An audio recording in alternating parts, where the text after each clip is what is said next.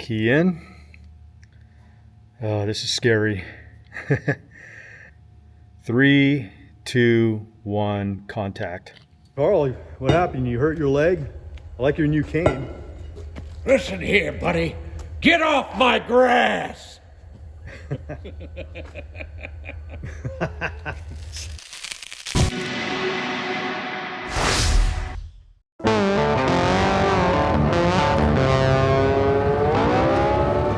Welcome back, everyone, to Speeder Rescue Episode 3. If you missed the first 2 episodes or you're new to the channel, I'd recommend checking out the playlist linked in the description below and watching those videos first. So today we're going to start digging into the wiring and figuring out what wire goes where. We'll also be swapping out the old mechanical oil pressure gauge for an electrical version, since the plumbing for the mechanical setup isn't there and there's already an electronic sensor in its place. We'll also be installing the alternator that we scavenged from the parts speeder, and then we'll wire in the ignition switch and try to turn the engine over with the starter to see if it works. And if you stick around to the end, I'll be dropping a little spoiler for episode 4. So please like, subscribe, drop a comment to hype up this video, and now let's get the work. So I went ahead and removed the wiring harness for the ignition system, and the main reason I did that is because I have a set of 5 wires here that have been cut and they're not connected to anything. I need to figure out where they go, so I needed to trace them through this harness. So on this end we've got our alternator connections. Over here we have our voltage regulator connection. This is our coolant temperature sensor connection. We've got a ground connection. And then the rest of this, I need to trace these 5 wires and see where they go. So something else that I need to look at is this oil pressure gauge. It is not an electric pressure gauge like the other 2 speeders. This one is actually a mechanical version, and this plumbs to the engine to read oil pressure mechanically. So some of you might be asking, if you're going to swap out the mechanical oil pressure gauge with an electrical version, then what about the sensor? Well, this engine has a sensor already installed. So all we need is a wire like this, little boot with a push-on connector,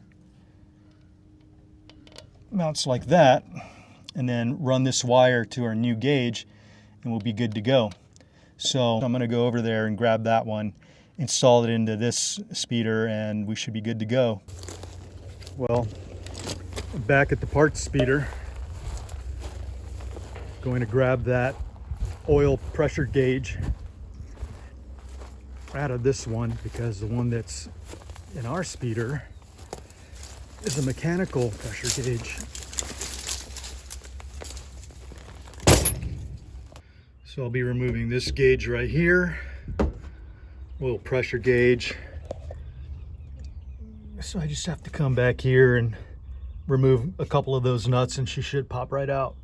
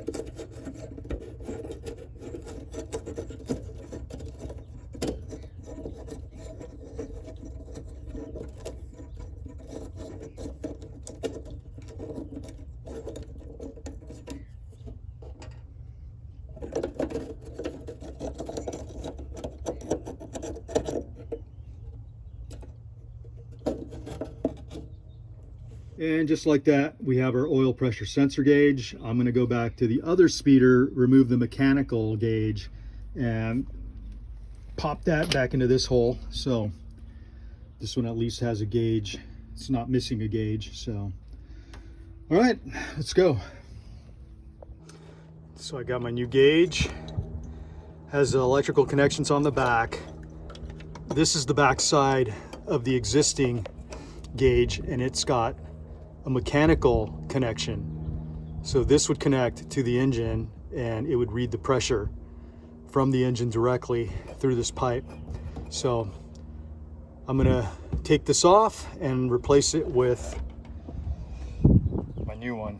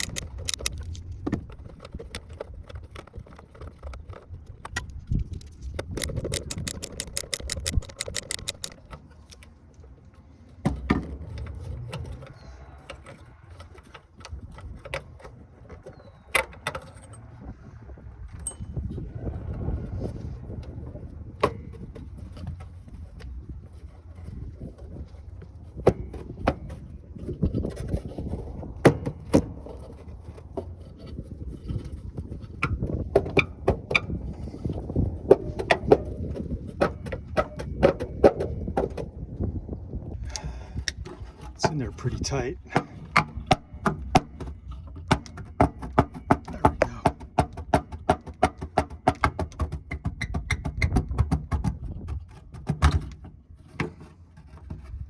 There it is.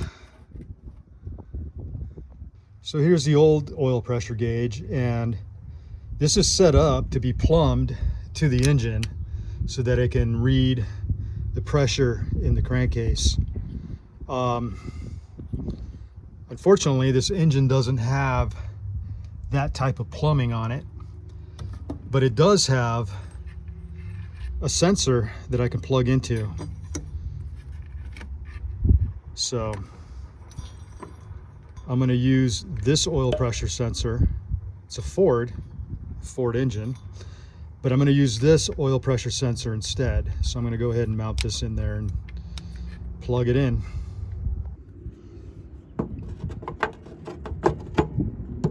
Good fit. On the back side.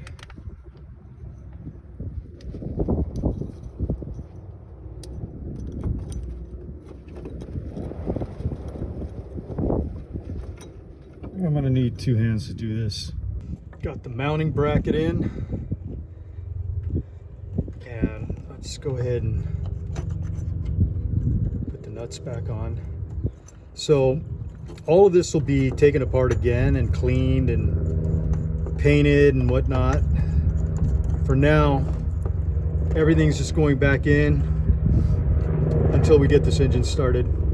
So I'm going to go ahead and plug my wire into that end, and then the other end will plug into my new gauge, which is right here. And then I'll go ahead and plug the other end where it needs to go. Carl, what happened? You hurt your leg? I like your new cane. Listen here, buddy. Get off my grass!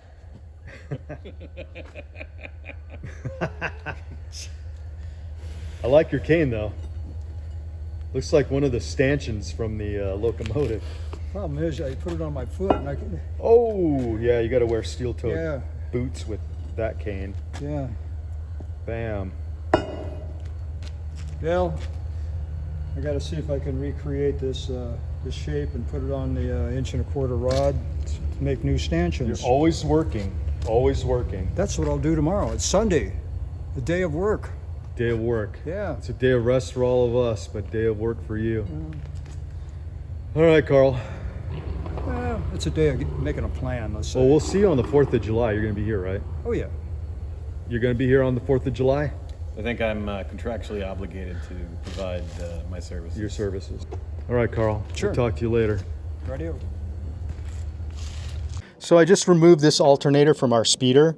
This is not the correct alternator for this speeder. This is a unit that actually has a voltage regulator that's attached to it, and all of the labels that tell you what these wires are is gone. So I don't know what any of these wires go to. The connections are different. I don't have these style connectors anywhere in this speeder, so I couldn't connect this either way. They would have to be spliced. But I don't know if this alternator even works. We also took the voltage regulator out of the part speeder, and we'll be installing that where it's supposed to go, which is right here. And hopefully that works and we don't have any issues with that. They used this little T as a spacer down here so that you wouldn't have your alternator going back and forth in there. So out with this one, we're going to put in the alternator that we scavenged from our part speeder. So let's go ahead and do that. So the alternator cleaned up really nice. Problem I'm having is this bolt is hitting the shroud. So I need to remove the shroud so I can get this bolt back far enough to get the alternator in here. Yeah, this part of the alternator down here, this part here goes in here. So this has to be cleared out of the way, and there's no way I'm going to back that out. So another little challenge, but we'll get it done. This shroud is going to have to come out. And I've loosened these braces on both sides, and there's no real movement there, so I have to take a look around this entire shroud to see how it's mounted. So I'm at the front of the speeder, and I need to remove this grill to get access to the radiator and that radiator shroud that's, or the fan shroud that's behind the radiator. So in order to get this out, got some hardware to remove. So I've got a bolt there, bolt down there, and the same thing on this side that need to come out for this thing to pull out. These bolts are holding the grill in place, but I need to take this whole thing out. So let's get started.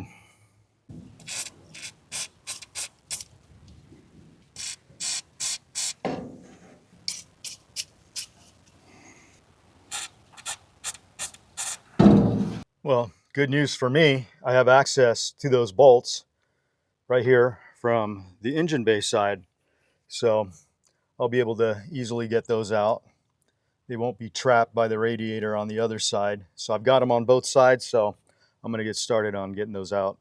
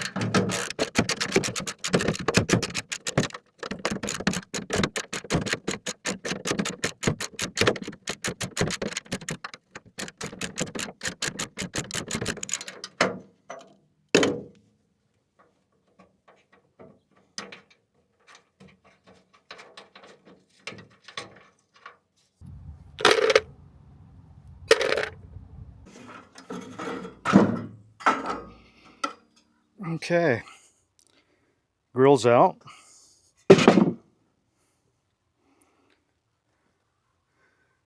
Now, I gotta figure out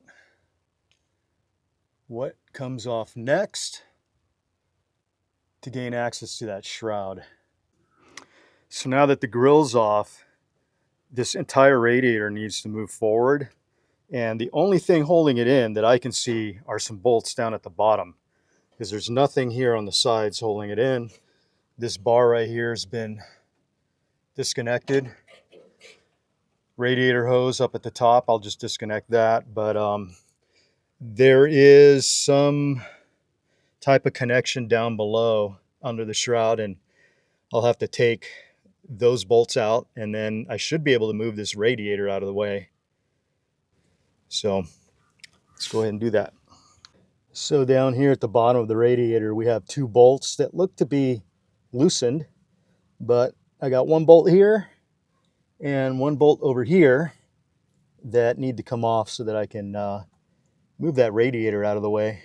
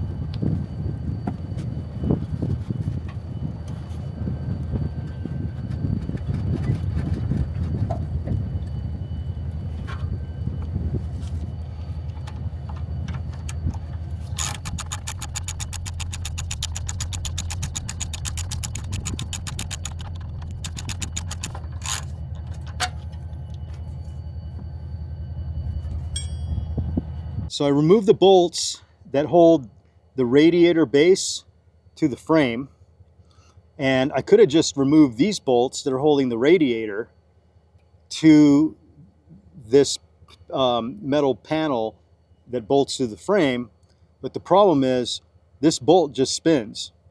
When I turn this nut, the whole bolt spins. This could be a stud that goes up into and welded up into this metal piece right here that's attached to the radiator. And if that's the case and it's broken off, it should come out, but it doesn't. So I'm not sure what's up in here, and I don't want to mess with it. Instead, what I'm going to do, so this bracket that goes down and around is welded to that plate that the radiator is bolted to. So effectively, if I remove these 4 bolts, this whole thing will come out with the radiator.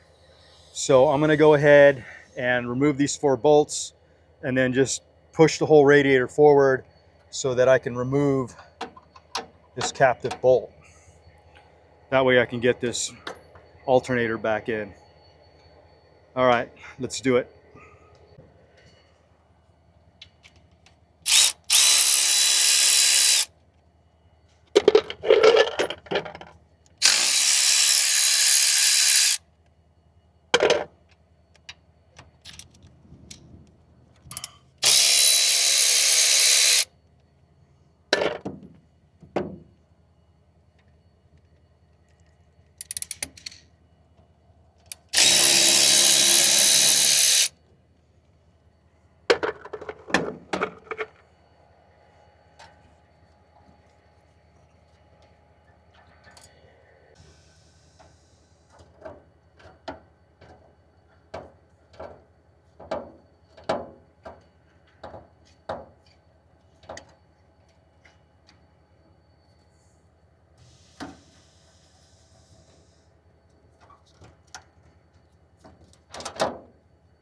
So I'm going to pull off the radiator hose. This is full of water, so there's going to be a little bit of a flood when I pull this hose off, but that's fine. It's just water. We were testing the radiator to see if it would hold water, and it did. I'm not too worried about this hose because I'm just going to get a new one anyways. I just need to get it off. There we go.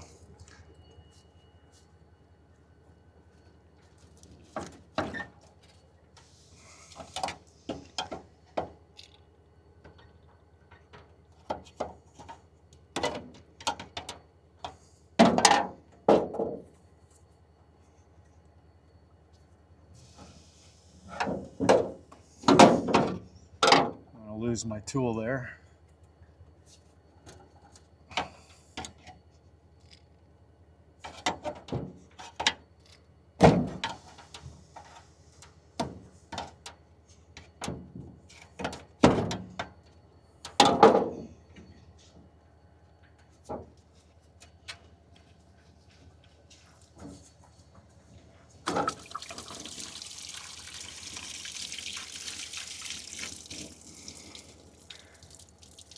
Well, engine's washed now. Okay.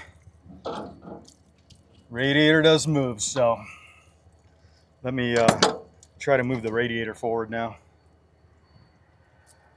So it turns out there was another bracket on the other side.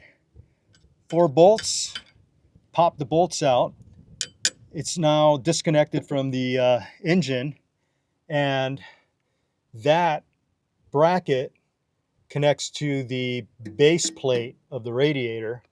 So that was the last remaining hardware that was holding the radiator to the engine and to the frame. And it's definitely loose. I'm hoping I am hitting the body here with the top of the radiator. So I'm hoping that that doesn't interfere with moving this radiator forward. So let's see what happens. So using this pry bar, I was able to move the radiator forward enough to slide that bolt forward, and now I have the space to put the to install the alternator into that bracket. So let me go ahead and do that.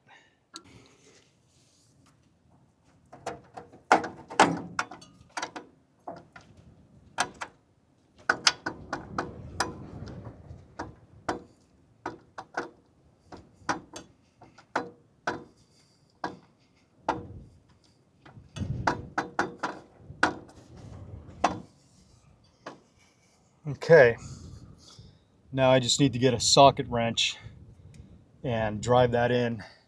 All right, why make this hard on ourselves? Use the old Milwaukee.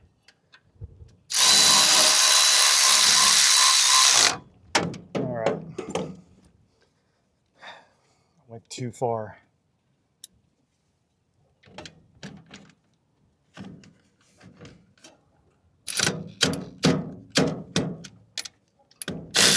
There we go. I'll just bring this bar back down.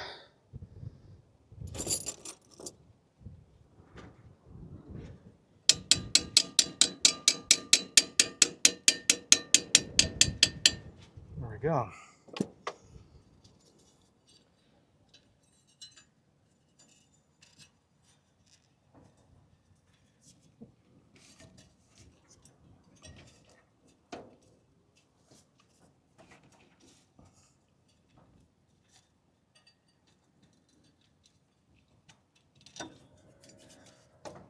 There we go.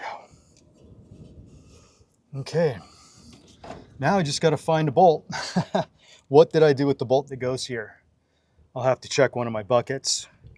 Starting to get a little breezy out here, but I did find the bolt for the alternator. So I'm gonna go ahead and install that. The belt, we're just gonna keep this original belt on here. It seems to be actually in decent shape, but we're gonna keep that in for now. We'll probably replace it later when we start replacing everything after the engine starts running, we'll just go back and start replacing everything that's old. But for now, for the purposes of starting this engine for the first time to make sure everything runs, we'll just leave that belt on.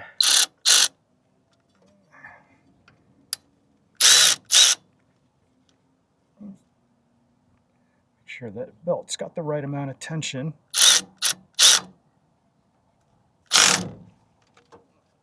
Okay. And then we'll get the bottom.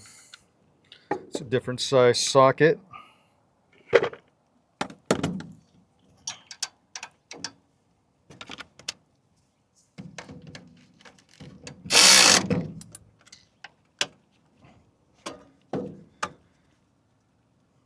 Perfect. So got all the hardware back to reinstall the radiator and the radiator bracket back onto the engine. So hardware came out. It's all the original hardware. It's all been cleaned up. Looks really good. Threads are all in great shape. Got some new washers to replace the old ones. The spacers have been cleaned and repainted. And we got new 5/16 and 3/8 nylock nuts. And everything's ready to go back in, so let's get started. So I'm going to drop in these bolts that hold the radiator to the frame. Line up the hole up here with the hole on the bottom. I'm going to move this.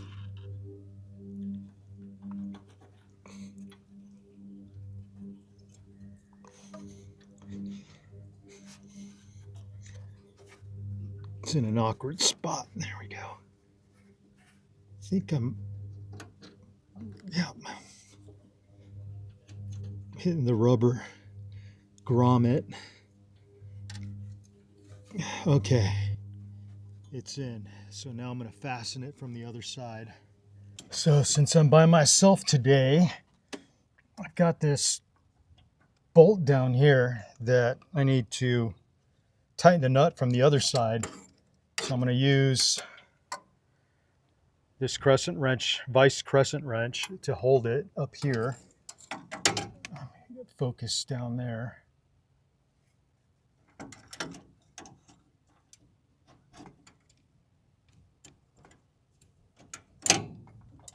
Tighten it up first. There we go. And then vice grip it. So now it'll stay there wedged as I tighten the bottom. So now with the top held in place, I'll be able to drive this in.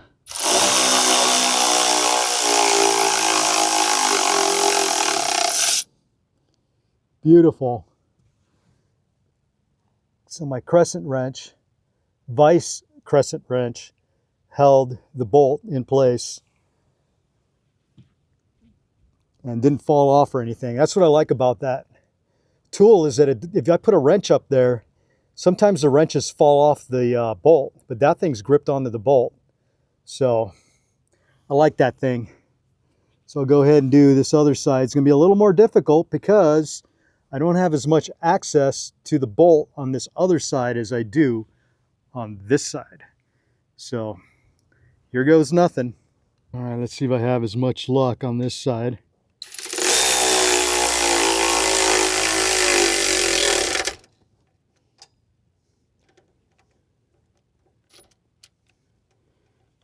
Worked.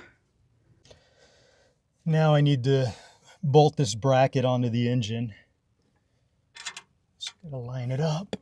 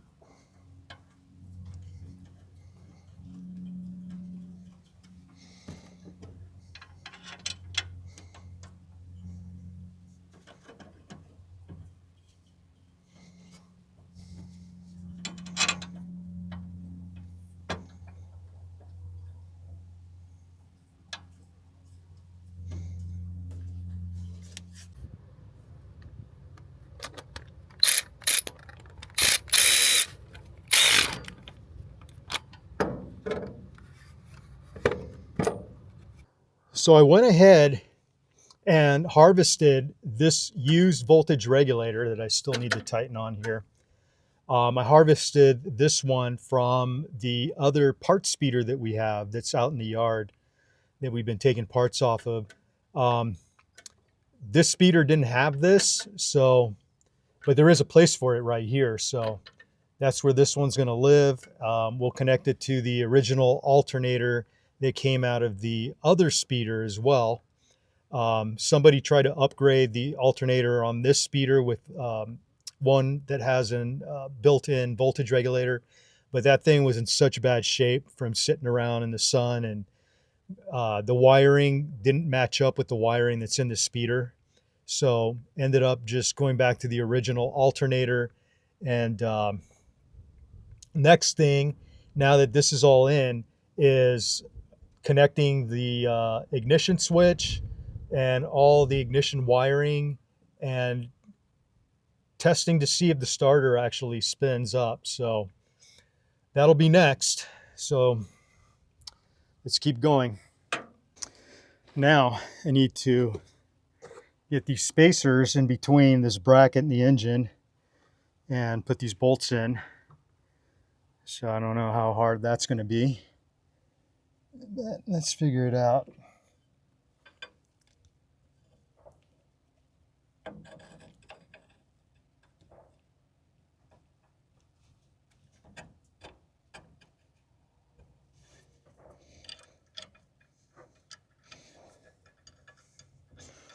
Need to grab some washers.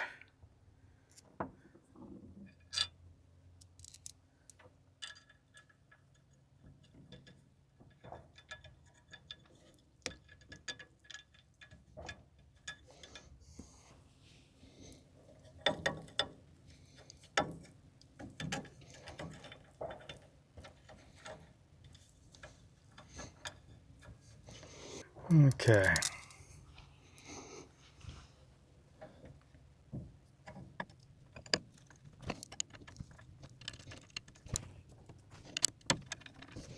And the last one.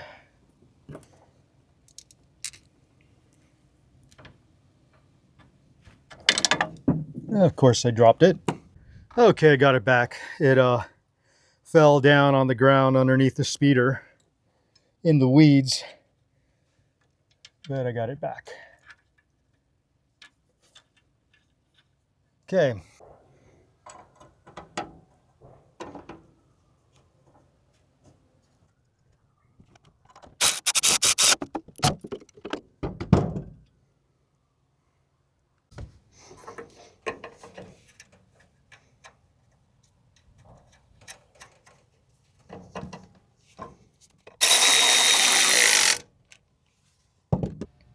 So yesterday I went to the locksmith and he made a key for my ignition switch. And this is the original ignition switch out of the speeder. And it even springs back. So now we have a working ignition and a key, 2 keys actually. So what I'm going to do is I'm going to wire this up and test out the solenoid and the starter to make sure that they work. I do have a 12-volt battery here, and we'll try cranking the engine, not cranking it over, but just cranking on it to see if the starter and the solenoid are working. So first thing I'm going to do is I'm going to wire up the solenoid, and I need to find my positive connection from the solenoid, which is this one here, and that will go to my ST connection on this ignition switch. So I try to do this. Okay. So I'm hoping there's nothing wrong with the solenoid and the starter, because for one, I don't want to remove them. Looks like it'd be a pain to get out of there. So that's our first wire. Let's see, second wire is bringing my notes closer to me. So from the positive leg of the starter itself, which is this wire, So this is from the positive of the starter, goes to my battery connection. So I'm going to go ahead and get that connected. I think there's another wire that might go there, but we're not going to need it for testing the starter.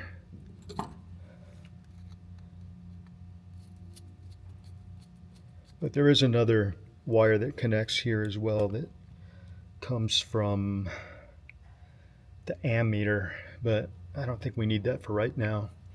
And then let's see, I'm going to need actually I'm going to need to bring a wire here to my battery terminal from the positive side of the battery.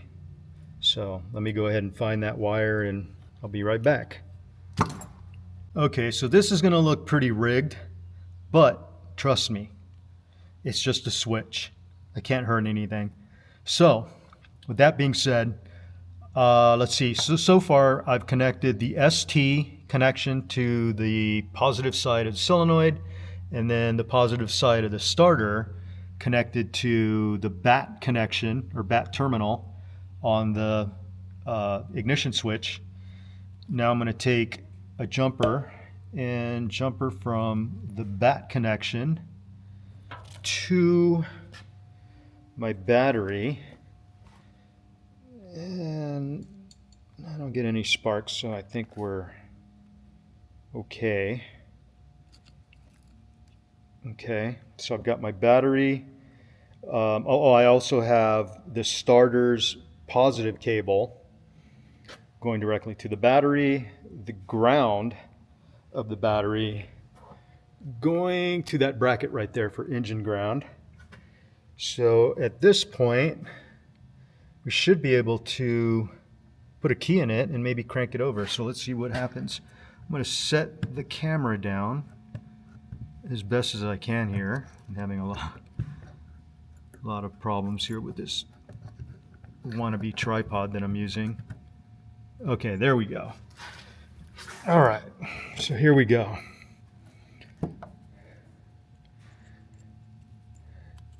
Key in. Oh, this is scary. All right, we're going to test and see if this engine, or actually we're going to test and see if the solenoid and starter are working. I already know the engine turns because we already turned it by hand, but let's see what happens here. 3, 2, 1, contact.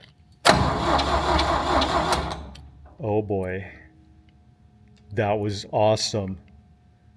Wow. Engine sounds really good too.